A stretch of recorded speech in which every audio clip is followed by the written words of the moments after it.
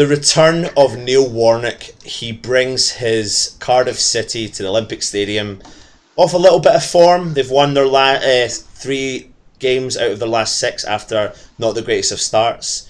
They come up against our West Ham, who've come off a fantastic victory on Saturday away at Newcastle.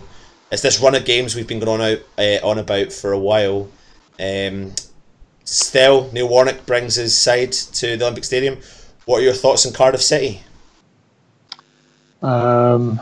Despite the fact that they've won a few games in the last 6, I think they're going to be there for the taking.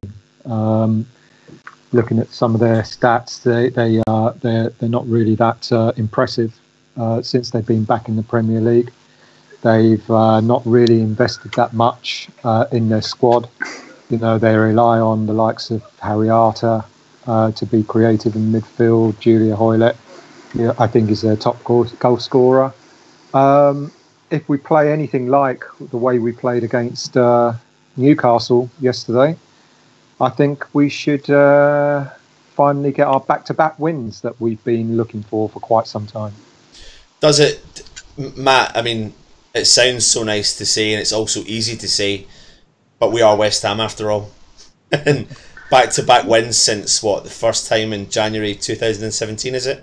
Something like that, a couple of years, yeah. Yeah, that's right. You know, teams do come to the Olympic Stadium and they do look at that, and they don't look at it like a fortress. What are your thoughts on the lead up to this game, Cardiff? It's going to be an awkward game. They sort of play long ball. I was watching them the other night. It wasn't exactly attractive football. I mean, Hoylett did score a banger, but that aside, I mean, they've got Patterson playing up front, who's a midfielder, and, you know, he's just a big lump. Out of the teams that come up last year, everyone looked at it and thought Cardiff would be the team that struggled because they were a team that don't play football. And didn't spend money. But we don't seem to do well against teams that don't play football. Like, you look at the Burnley game, Burnley didn't play football, put 2 goals past us. So it's going to be a challenging game. But the good thing is with the likes of Burnley is we put 4 past them. So I think that's what I know. When we did the preview against Newcastle the other night, there was a bit of apprehension. Luke was saying, got to be careful, etc., etc. But this is, after yesterday's performance, this is the sort of team that we should be able to take apart. And I know that sounds really cocky, but we kind of took Newcastle apart yesterday, and they're on form. So I can't see Cardiff being a better team than Newcastle. So if we play the sort of football that we played, I don't think they'll be able to put up with it. The only thing that we've got to do is make sure that we've got our players at the back clearing those lumped balls up to to their front players. And if we can deal with that, then I don't think they'll be able to cope with our pace and the skill of kind of football that we've been playing, certainly against Newcastle yesterday. We definitely need to get rid of that bipolar approach to every game we go into, the up and down. The last thing we need is to go into a game like Cardiff, like the way we prepared and set up against Brighton, especially coming off a fantastic victory at Newcastle. But like you said, Stell, we need to be confident, and we need to look at these games like we can get in there and get stuck in and think, yeah, we can beat them, but there's a difference between being cocky and actually just believing in your ability. Matt, discuss your thoughts on Anderson's kind of change around and maybe his performance against Newcastle and how that can maybe have an effect on him. I don't know if it's just that he's finally catching up to the league, because a lot of players take time to adjust. Like physically, if you look back to the first 3 games, you look back to the goal he scored against Newcastle. I think if that was in the first few weeks of the season, I think it was Shaw, the centre back. He'd just floored Anderson. He wouldn't have gone past him. But where he sort of adjusted to the physicality and the speed of the league, he shrugged past him and scored.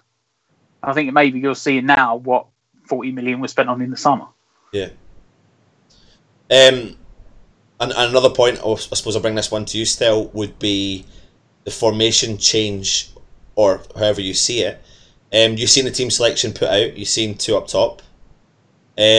What I would have said that they played three just behind the front man. But well, that's fine. That's fine. No, but you see the change. I'm winding you up. Yeah, you've got two forward men. So what were your first and foremost? What were your thoughts? This is not going to be about Newcastle, but what were your thoughts on that selection and then moving into Cardiff?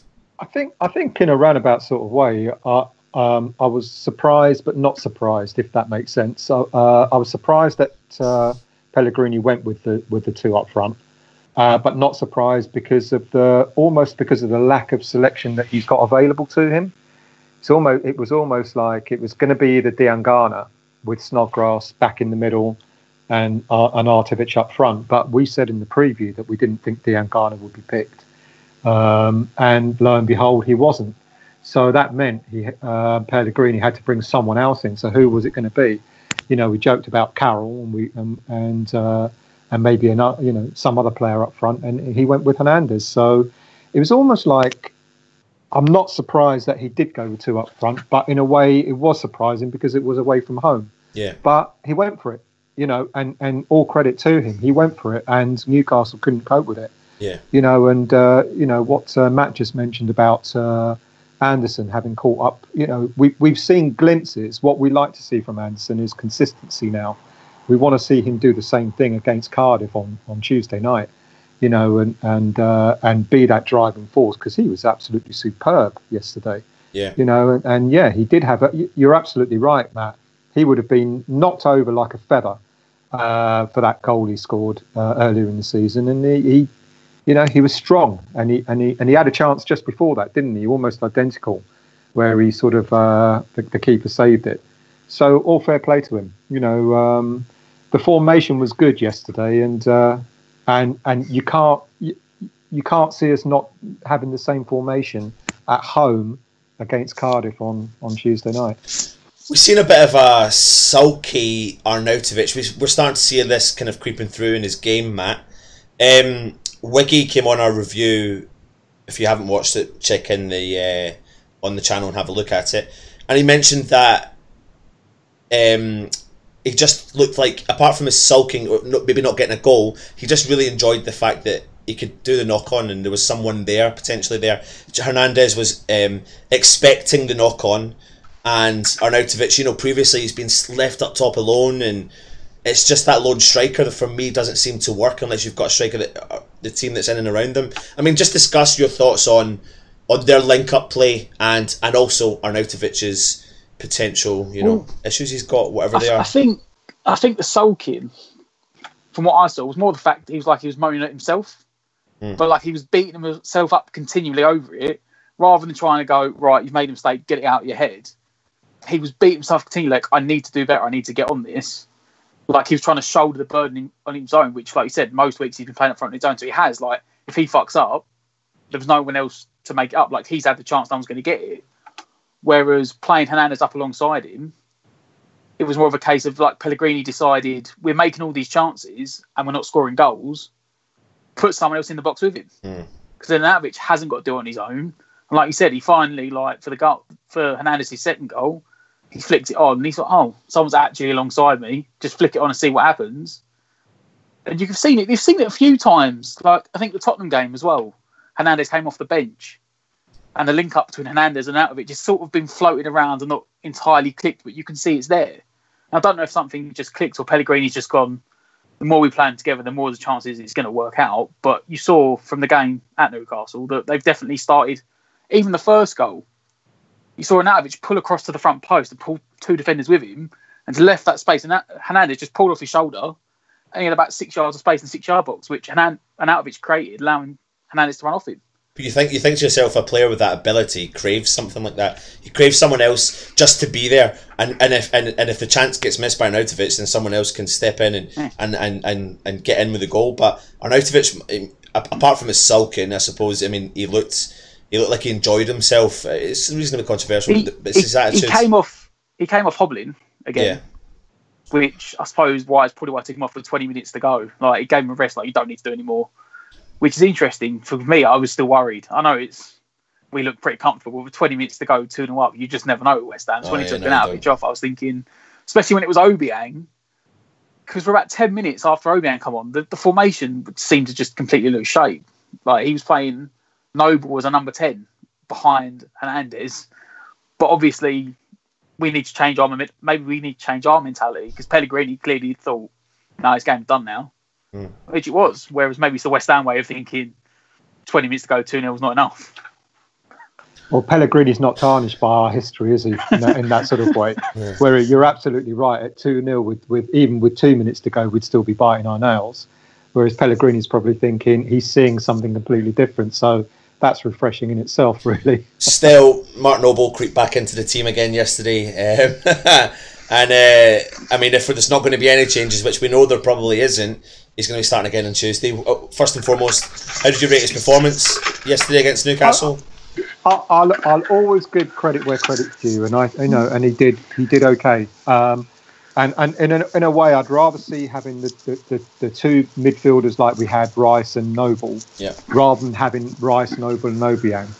Because I think that's where it becomes a little bit, a little bit staid, a little bit boring, not very creative. So he did what he had to do, and I don't think he was. I don't think Newcastle actually gave our midfield the problems that I thought they might have done. Can I just quickly interfere there? So, and I might put one player who maybe caused their midfield or their team problems. Again, the unsung hero, but his name is Declan Rice. He is unbelievable footballer. Yeah, superb. He was all over the pitch yesterday. Yeah, he really was. You can, in a way, I don't mind if Noble plays, as long as it's only alongside one other player. Whether it be Noble, Obiang, Rice, Noble, but not all three. I know sometimes there's a need to pack out the midfield, but if there is, then you need someone just a little bit more creative. So he came back. He actually came back to. It was a good reintroduction for him, I guess. Yeah. He couldn't have had an easier afternoon, but that's not taken away from the fact that he did what he had to do. And he did it well. He did it efficiently and effectively. And with Rice alongside you, you can't really go wrong, really. Yeah. West Ham versus Cardiff City, the history. West Ham have won 31, Cardiff have won 11, and we have drawn 16. So we've got good stats. It all reads well. Last time out, I've got them here in front of me. We played them and we won 2-0 thanks to Carlton Cole and Mark Noble back in January 2014. Still, Neil Warnock brings Cardiff City. What are they going to do? How are they going to set up against this West Ham side? Neil Warnock's got a lovely history against West Ham that we all enjoy having the banter with him for. All that banter from years back. Yeah. I think Matt's right. I think they're gonna hook it up and aim for the player up front. Knockdowns, that sort of thing. It'd be like watching us when Allardyce was in charge. I think it's that old-fashioned football mentality. Forget the fact that there's a midfield. Have your defenders, have your forward men. The big strikers, etc., and just whack it up there. Like I said, I think that's the way they're going to try and play. The only player they've got that we might give some credit to in midfield is Harry Arter. He's the only one that you could almost say is a little bit sort of creative, perhaps. But other than that, I mean, they've only kept 2 clean sheets all season. They've only scored 13, but they've conceded 27 goals, and I think they'll be conceding a few more on Tuesday night. So I don't see them. I might be wrong. They might go 1-up, with a long ball and a knockdown and a lucky deflection or something like that. And I know I'm sounding really cocky and arrogant, but I haven't seen what we did. If we hadn't played the way we played yesterday, I might be coming on a little bit more cautious. But look what we did yesterday, and that was away from home. So we've got to bring that form home. And I can't see them causing us too many problems, to be honest with you. Matt, what was equally as important, not just alone winning, not just scoring 3 goals, was actually keeping a clean sheet. And when you look at that brick wall defence, the 2 in the middle, Balbuena, oh God, I was going to say Bonner there. Diop and Fabianski. If you look at Fabianski yesterday, at one point during that game, Newcastle were throwing balls into that box, and every single time Fabianski was coming out, it was confidently punching it, confidently grabbing it, saving it. He was never putting it in the line of the Newcastle offence. So, what are your thoughts on these three guys in particular, and also the fact that now we know Creswell's picked up an injury, and Masuaku probably will step back in and take his position for the game? Well, funny enough, I know Stel said that Cardiff only had 2 clean sheets this season. I'm pretty sure yesterday was only our second clean sheet this season. So we've shipped 22, 23 goals this season ourselves. We've not exactly kept clean sheets. Which has made yesterday's game even more important. Are you sure we've only kept 2 clean sheets? I'm pretty sure it's only about 2 clean sheets. Oh, wow. Okay. I thought it was more, but... No, I'm pretty sure we haven't had that many clean sheets either. We've won more games, but we've always conceded a goal. I'm pretty sure. Yeah. Okay. As for the back three, I think they finally sort of... Because if you include almost Declan Rice in that as well, almost like a diamond, you've got Fabianski, the 2 defenders, and Rice in front of them. And Rice said himself that him, Diop and Balbuena have got this thing now that he knows if one of them goes, he'll just drop in the back line.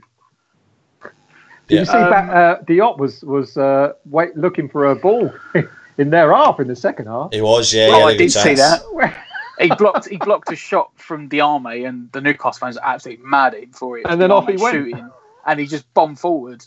Yeah. I think that's where Hernandez should have scored. He went 1-on-1, and you just sort of saw from the side of the screen, like, what's Diop doing 6 yards? That's what I was thinking. Yeah. Sorry, but it does make a difference though with those 3 guys at the back. But let's go straight on to Creswell. Thought he had a great first half in my opinion. He linked up really well.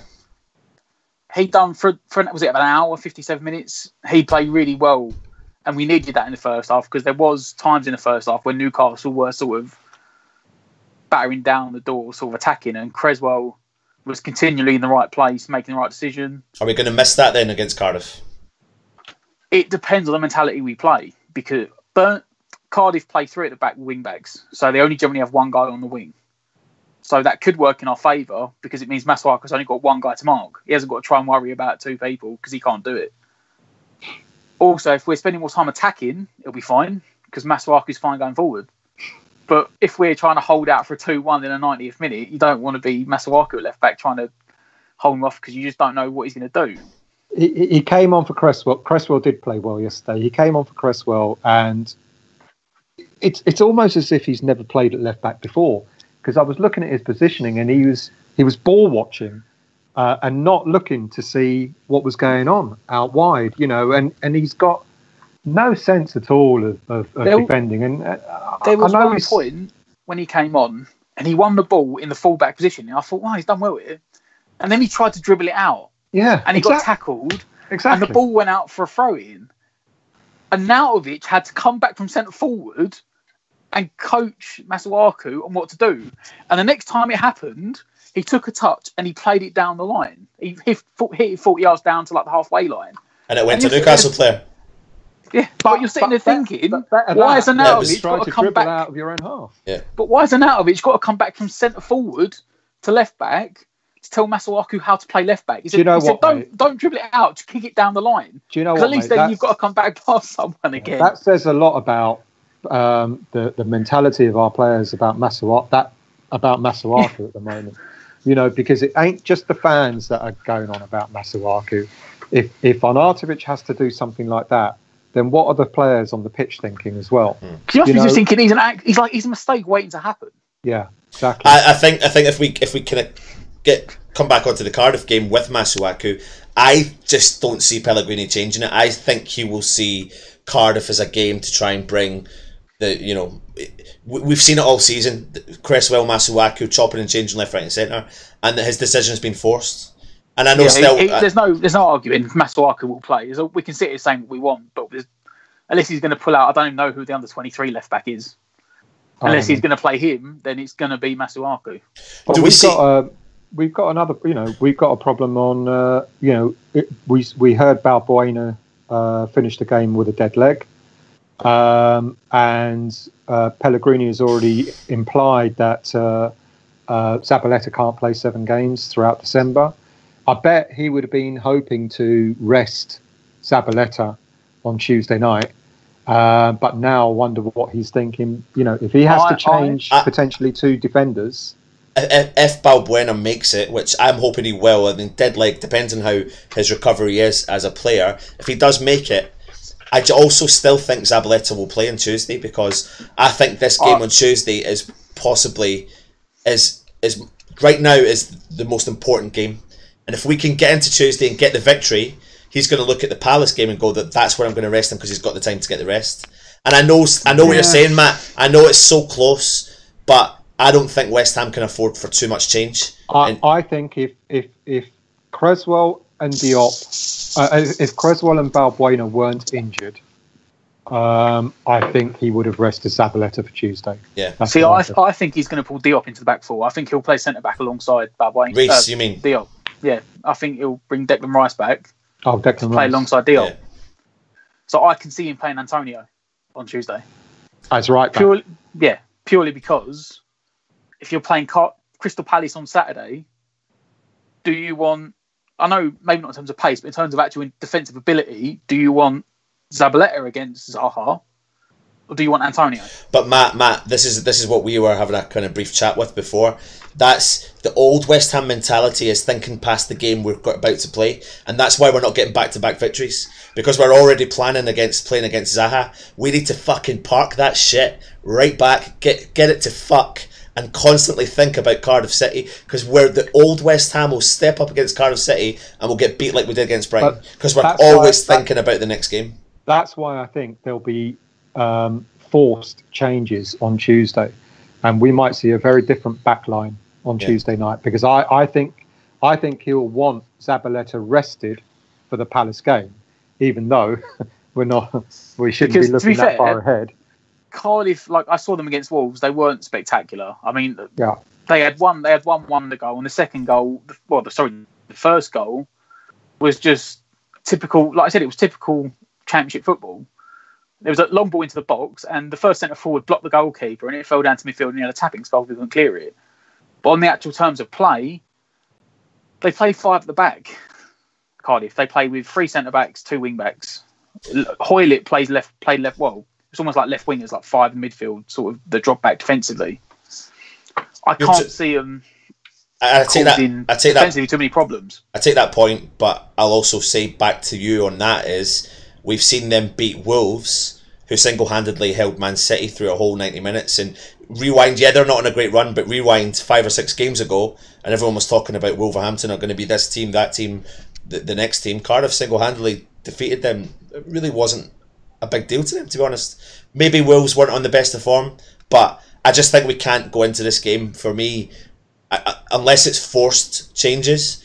It can't be tactical changes for me. Yeah, it cannot be tactical changes. I think you're right. It won't be tactical changes, but he will. We know we know a left back's going to have to come in for Creswell. We know that. If Balbuena isn't fit for Tuesday, we know he's going to have to make a change there as well. And then it's just a question of whether he thinks he can risk playing Zabaleta so soon after the last game. And it's quite possible you can see 3 changes at the back on Tuesday night. Yeah, absolutely. But tactics-wise, no, I agree with you.